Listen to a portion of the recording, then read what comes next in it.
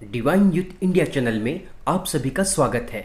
मैं हूं आपका दोस्त मुकेश। दोस्तों, आइए सुनते हैं एक ऐसी सच्ची कहानी, ऐसी प्रेरणा भरी कहानी जो आपको ये सोचने पे मजबूर कर देगी। जब हम किसी के लिए दिल से अच्छा चाहते हैं तो हमारे साथ भी परमात्मा अच्छा ही करते हैं। दोस्तों, ये बात तब की है जब मदुरई में 24 मार्च 2020 को अचानक लॉकडाउन घोषित हो गया। तब प्रवासी मजदूर अपने कंधों पर सामान बांधे, बच्चों को गोद में उठाए नंगे पांव चले जा रहे थे। चिलचिलाती धूप में भूखे प्यासे अपने घर जा रहे थे और इन दृश्यों को 13 साल की एक लड़की नेत्रा बड़े ध्यान से देख रही थी। नेत्रा अपनी खिड़की से झांक कर उन मजदूरों को सड़कों पर चलते हुए देख रही थी और उनके छोटे छोटे बच्चे जो धूप में भूखे प्यासे बस इस उम्मीद से कि कुछ खाना मिल जाए वे इधर उधर देख रहे थे। लेकिन डर का माहौल कुछ ऐसा था कि सभी के दरवाजे बंद थे, सभी दुकानें बंद थीं। आखिर वे खाते तो खाते भी क्या? इतना विभत्स दृश्य नेत्रा से देखा नहीं गया। वो अपने पिता के पास गई। उनके पिता का नाम सी मोहन था। वे एक सैलून चलाते थे और अपनी बिटिया को अच्छी पढ़ाई लिखाई, अच्छी शिक्षा देना चाहते थे। उस बेटी नेत्रा ने पिता से कहा, पापा, मैं चाहती हूँ कि हम इनके लिए कुछ करें। ये जो मज़दूर हैं, जो भूखे प्यासे सड़कों पर चल रहे हैं, हमें इनके लिए कुछ करना चाहिए। तब पापा ने कहा, हाँ बेटी, बिल्कुल करना चाहिए। तब नेत्रा ने कहा, पापा, क्या हम उनके लिए खाना बना सकते हैं? तब पापा ने कहा, बेटी, इतने मज़दूर हैं, हम सब के लिए खाना कैसे बनाएंगे? हम कुछ को तो खिला सकते हैं, लेकिन सबको नहीं खिला पाएंगे। उस समय 13 साल की नेत्रा पापा के पास से चली गई और वो कुछ सोचने लगी।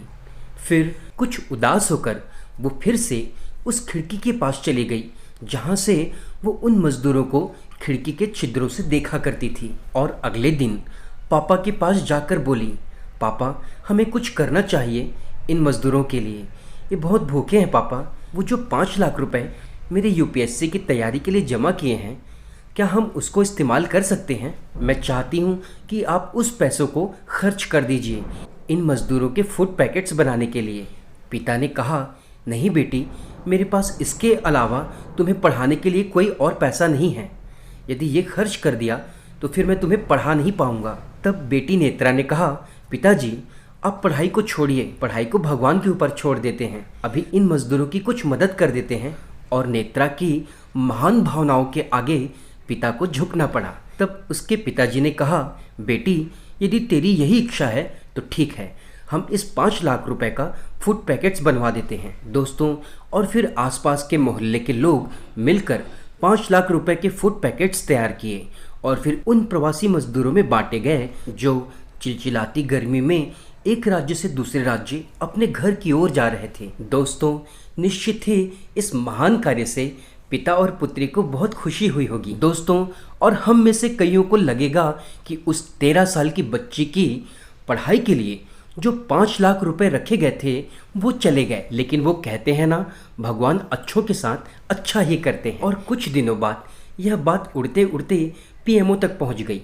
प्रधानमंत्री मोदी जी ने मन की बात में इस बात का जिक्र किया और देखते ही देखते ये बात यूएनओ तक पहुंच गई। यूएनओ ने इस बच्ची को गुडविल एम्बेसडर बना दिया। अब वो बच्ची नेत्रा, जो मदुरई के सामान्य से गांव से थी, अब वो देश विदेश घूमती है। लोगों ने सोचा था कि वो 5 लाख गंवा चुकी है, लेकिन आज वो करोड़पति है और प्रसिद्धि के मामले में वो अरबपति है। इसलिए दोस्तों, दूसरों के लिए दिल से अच्छा सोचिए और दिल से अच्छा करिए।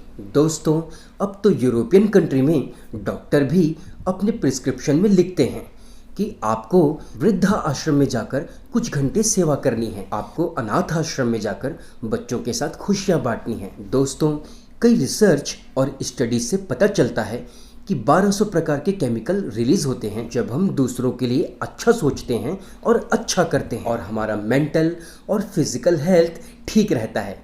तो दोस्तों, दूसरों के लिए दिल से अच्छा सोचते रहिए और अच्छा करते रहिए।